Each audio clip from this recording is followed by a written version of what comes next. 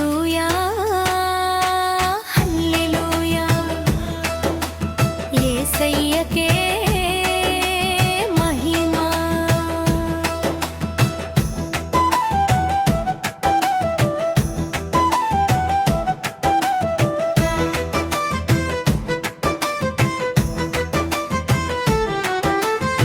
యెహోవా పిలిచే యోనా లేచిరా, నీనెవె నగరానికి వెళ్ళి చెప్పరా.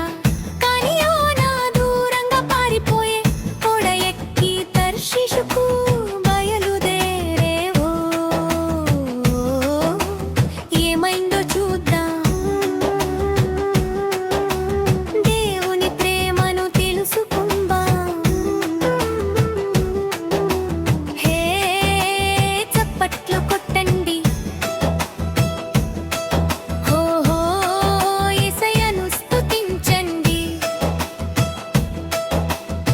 దేవుడు పిలిచిన మార్గమే మంచిది, ఆయన మాటలోనే ఆనందం ఉంది.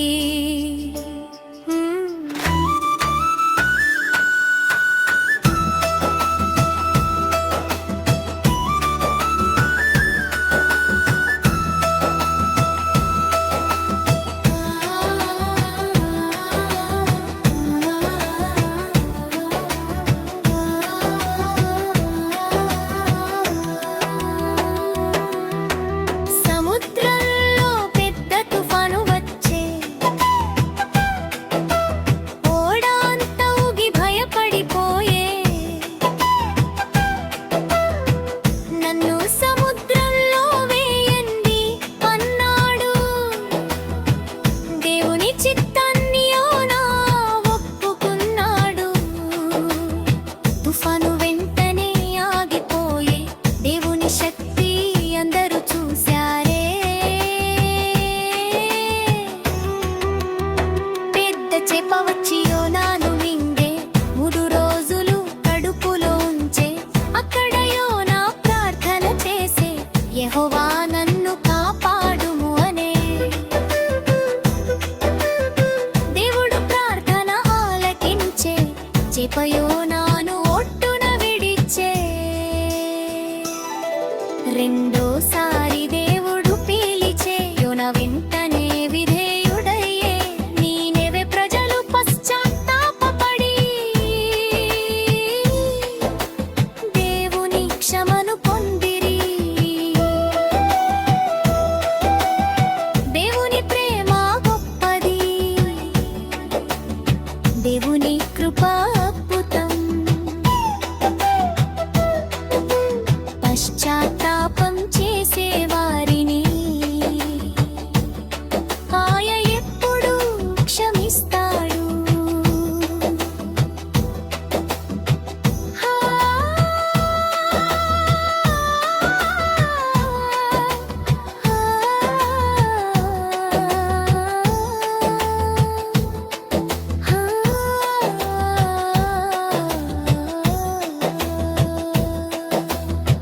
సొర చెట్టు నీడనిచ్చే, పురుగు వచ్చి దానిని వడబెట్టే.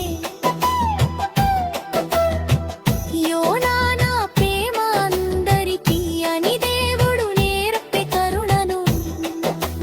చిన్న పెద్ద అందరినీ దేవుడు ప్రేమిస్తాడని తెలుసుకుందా. ముగింపు. హే చేతులు పైకెత్తండి, హో హో యేసయ్యను స్తుతించండి. దేవుని మాటను వినుదాం, ప్రేమతో అందరిని చేరుదాం. యోనాల తప్పు చేస్తే పశ్చాత్తాపంతో తిరిగి రందాం. యేసయ్యతో